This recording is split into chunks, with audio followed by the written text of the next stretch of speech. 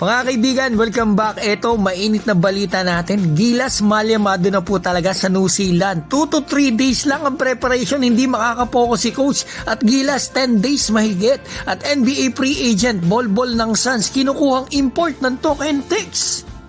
Simulan po natin kay Bol. Kilala nyo naman to mga kaibigan, ang 7'3" center sa NBA, huling naglaro po sa Phoenix Suns. Free agent na po pala ito ngayon. At akalain mo, ito nakita ko kaninang balita sa fast break, nagulat ako ha. Si Bol daw po ang kinukuha na import ng TNT dito sa paparating na PBA conference.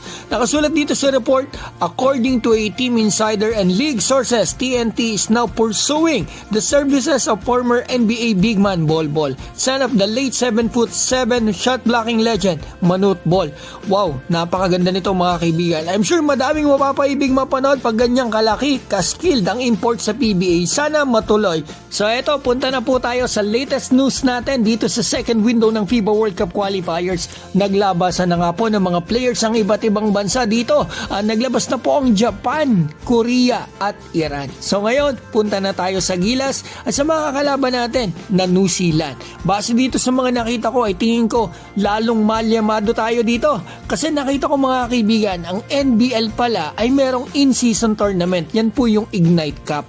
At ang schedule po ng finals ay February 22.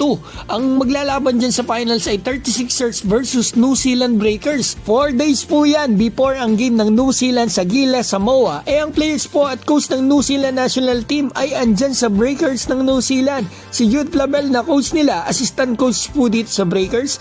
At 7 players po nila sa national team ay naglalaro po dyan.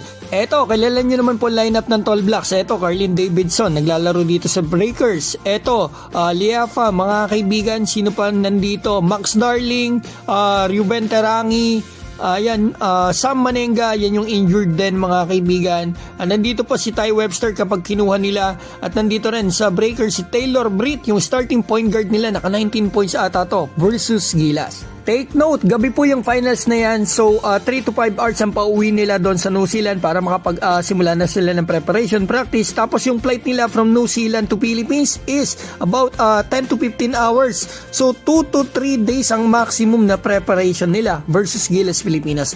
Maganda to kasi hindi masyado makakapokus si Jude Flavel at pagod ang players niya versus Gilas. Injured pa ang 3 big man niya na starters pa na malamang hindi talaga makalaro. Home court pa natin at may kay Soto po tayo na grabe ang lakas ng pinapakita ngayon sa kanyang pagbabalik. Number 1 shot blocker ng liga as of now. Official na po yan kasi updated na po sa Bilig website. Eto, nakita ko rin po sa The Manila Times. Maraming salamat po. Ang Gilas practice, eto ang sabi po ni Coach Team, February 11 pero ilang players pa lang daw. So January 15 daw magsimulang magdatingan yung mga players natin from JBL and KBL. So at least 10 days mga kaibigan ang full team practice ng Gilas. Shoutout ko po pala si Jess Garcia ng Hollister, California, Yodod Scalope ng UAE, Flor Gaines Fitness, Esor Dale, Juan Masa, Juanito Mangahas, Riggy Sec, Capi Feed, Alexis Bernardo, Natsu Barrel, Samuel Salinel, Jans M at Clifton. Please like and subscribe. Maraming salamat po.